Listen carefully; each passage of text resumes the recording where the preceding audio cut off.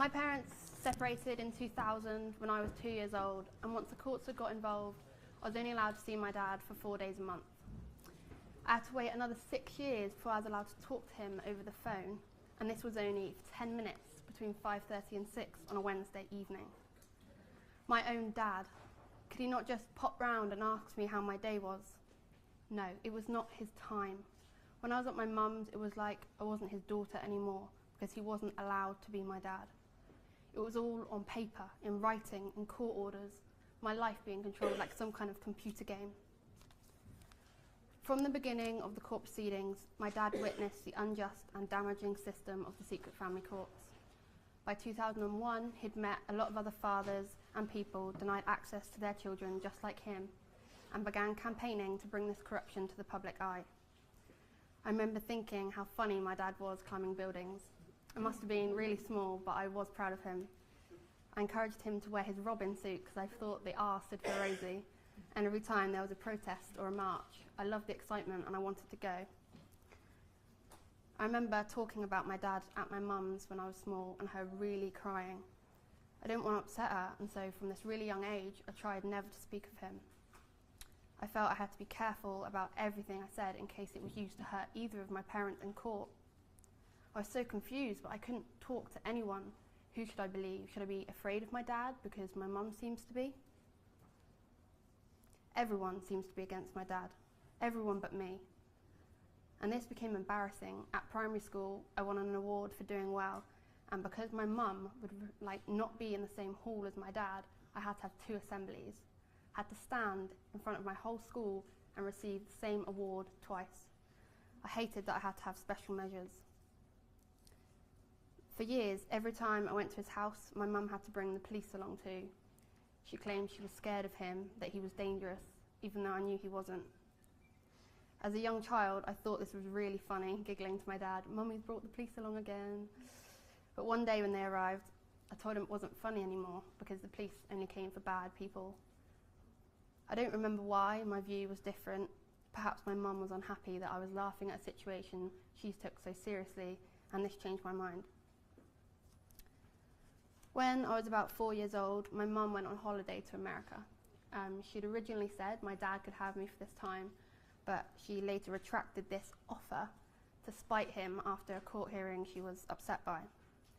My mum should not have been allowed to use me as a weapon like this, as a possession she could hurt my dad with. But while she was away, I stayed with him anyway because there was no reason I shouldn't be allowed to.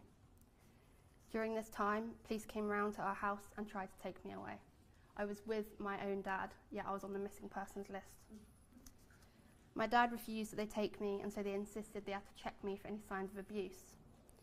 So he got me out of the bath where I was clearly happy, singing away, to check me for bruises or indications of harm.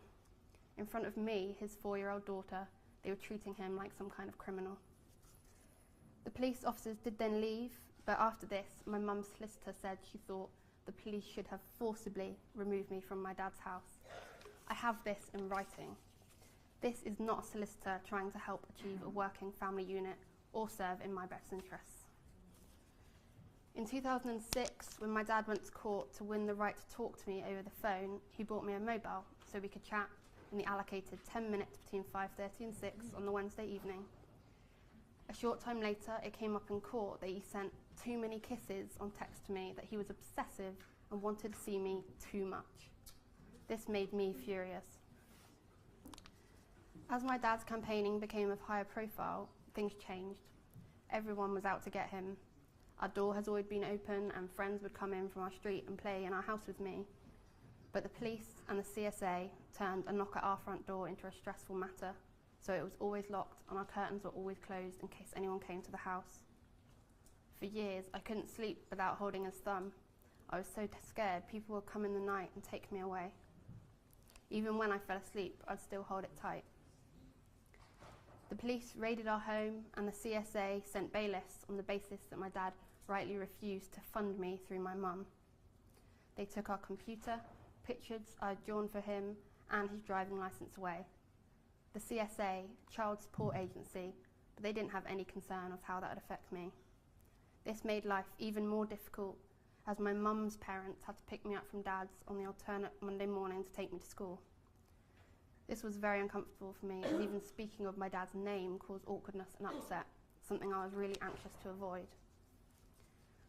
On one occasion, I was about 8 years old and my grandma came to pick me up. I was tired of the hatred between the two sides of my family, and I told her I didn't want to go with her. My dad reassured her that he would get me to school somehow, but minutes later, the police were on the phone to my dad, wondering why I was not at school yet.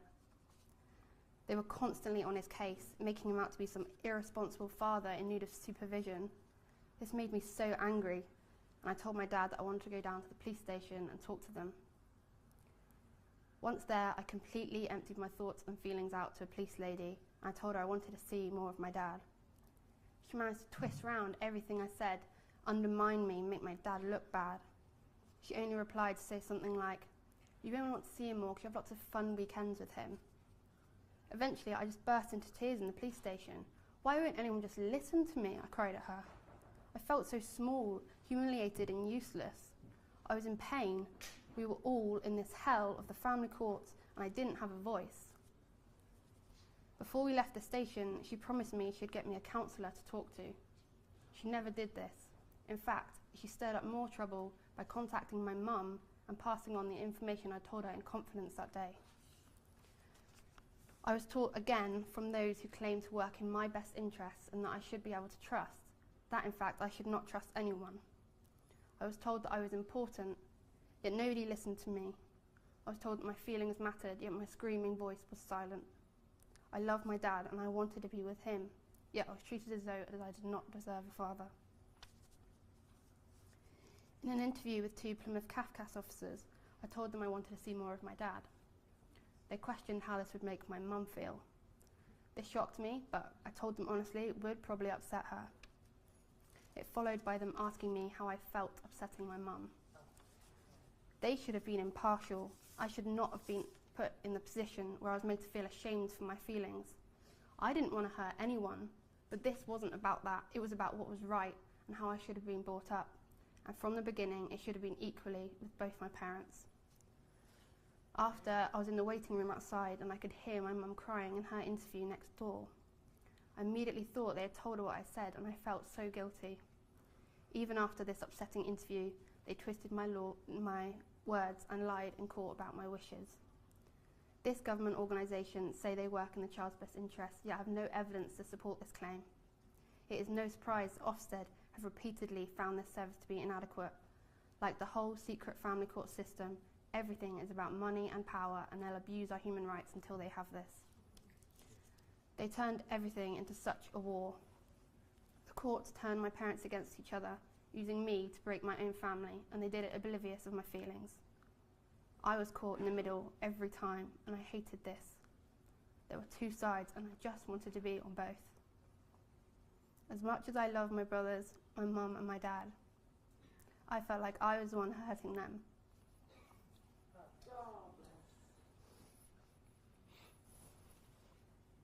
And if I wasn't there anymore,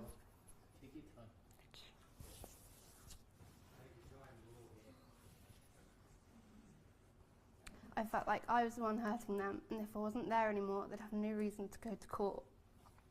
I couldn't see any other way out. I wanted to be with my dad. I needed to be. It wasn't a feeling I could control. He was my dad. What was so wrong with that? The entire justice system is sexist. After separation, 93% of the time, children are made to live with their mother on the basis of gender. Women are treated more sympathetically and leniently than men. For example, after arrest, women are more likely than men to be cautioned rather than charged. They are less likely to be fined or sentenced to prison, and women sent to prison receive shorter sentences than men. Within most cases, as well as my own, all positive points from the mother are taken into account, along with all negative points of the father. If a mother turns up to court crying, she has been emotionally abused. Yet if father brings counselling reports, doctor's notes and evidence of repression, his plea is ignored. I cannot emphasise enough how biased our so-called justice system is. The definition of domestic abuse has no borders, and petty, insignificant things are warped to separate good, loving fathers from their families, just like I was. Think of all the women's help services, but have you seen them for men? In 2008, my dad was sentenced to prison for his campaigns against our corrupt system. People may say that the actions of Fathers for Justice are extreme, but you've got to understand that they are in extreme circumstances. And in the hell of the family courts, you are not heard unless you make it impossible to be ignored. Did they really think sending him to prison would make him give up fighting for me? This is clearly what they wanted. It was just my dad fighting for my rights to a father, not the criminal he was labelled as. Whilst in prison, he missed my 10th birthday, my piano exam, and our weekends together. This broke me that little bit more. Feeling hopeless hit me again and again. I couldn't believe it was happening and that it was come to this. How could those twisted, lying people possibly have the reason to put my dad away? How dare they deny me a father? How dare they not listen to me when they all say they work in my best interests? I had always been a case number, a paycheck, a child to be won by a parent. The family courts are a battle, not a justice system. They are breaking families for a reason. It builds the economy. In 2003, the family justice system cost the taxpayer £426 million. And by 2011, it cost £800 million. And it will rise. Dividing families means that there are 2 cars, 2 houses, 2 sets of bills. The government does this because happy families make no money for them. Think of all the businesses and the profit made from the gruelling process of the family courts. The counsellors, social workers, barristers, solicitors, they all fuel the cycle to weaken the people and create more need for these professions. Imagine the expense of loans fathers pay to have their best court representation. However, still they walk out of court unable to see their much loved, much missed children. When my dad was out of prison, another CAFCASS officer came from London to talk to me and look into my family. There were meetings with me at my mum's house, at my dad's house, and with the 3 of us separately. I stressed for ages over my room at my dad's. I was so worried how he would judge it. I knew how they looked for the smallest things that could be used against us. What if it was too tidy and looked unnatural, and he'd make out that I wasn't comfortable at our house? Or that it was too messy, that my dad didn't discipline me, and that our weekends were just fun. I knew their tricks, and as a child I should not have had the stress of this. I understood now that they all had ulterior motives behind their kind words and sympathetic smiles. I was so nervous when he came. It's such a terrifying thought that mere hour or so could mean so much. He would decide what was to be done with my life, again, my life in the hands of some alien person. In our interview together at school, I made sure I made my feelings extremely clear. At age 5, when I was interviewed, I said I wanted to see my dad. They ignored this, saying that I was too young to know what I wanted. But I know if I'd said I wanted to stay with my mum that day, they'd have acted on it. I doubt I'd have seen my dad again. Looking back, I think that my dad going to prison really shook me. I wasn't just hurting anymore, I was angry. This was the turning point. I realised it wasn't going to carry on. I told the officer that if he didn't listen this time, I'd run away. I told him exactly how I felt, the disgusting way I'd been treated, and demanded that he'd listen to me. He could not blur my words. He could not ignore me. I had to put this man in a compromising situation by threatening my safety. It should not have taken this for me to get a voice. Following these interviews, the hearings were finally working in my favour, and in August of 2009, I was granted shared care and equal residency with my dad. We had an alternate week arrangement, and I would swap between mum and dad on a Friday after school. My holidays were split right down the middle, and even today, this is how I live between my parents, and it's worked so well. When everything began to settle down, my dad began to get involved in my school life. We helped out more on a friend's farm, and I got to see my family. I hardly knew the family on my dad's side because there had never been enough time to see them on the 4 days a month allocated to my dad. I started to sleep better at night, and I became more confident. I noticed a change in myself. Life was how it should have been from the very start. But 9 years. It took 9 years to be able to be with my dad. 9 years of precious time I'll never get back. After, my parents seemed to get on almost as if nothing had happened, which confirms how much of a setup the whole thing had been. The lies and other excuses had only been as a kind of ammunition to defeat my dad, make him look bad, not fit to be my parent.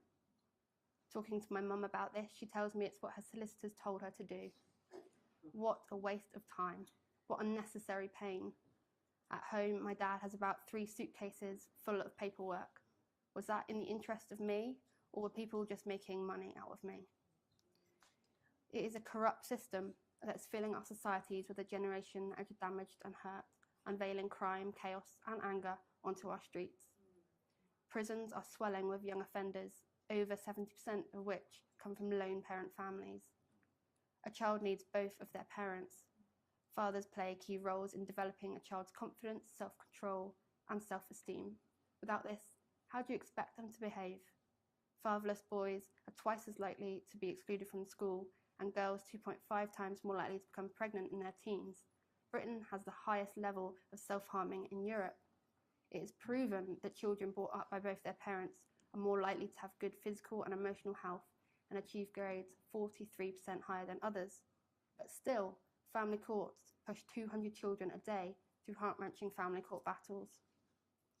I still cry myself to sleep sometimes, remembering how horrible I felt and trying to understand everything that happened to me. It is so hard to deal with because they didn't have a right to do what they did to me and my dad. And there was nothing I could do to stop it. I have so many questions to ask. I've written to CAFCASS, the CSA, the NSPCC, and to Judge David Tyzack, but nobody cares. I've asked them why they hurt me, why they're hurting others still, and I've asked for apologies. They come up with excuses or don't even reply to me. I've even been threatened with harassment by my own police service for writing to the judge, and even after all the trouble he caused my family. When I wrote to CAFCASS, they would not take any responsibility for what they put me through. I requested my case files from them in hope I could figure it out myself and gain some understanding of how it worked. But I could not have been more disappointed when I received the folder. The writing on the pages just covered in blacked out lines. There literally wasn't anything I could read that made sense.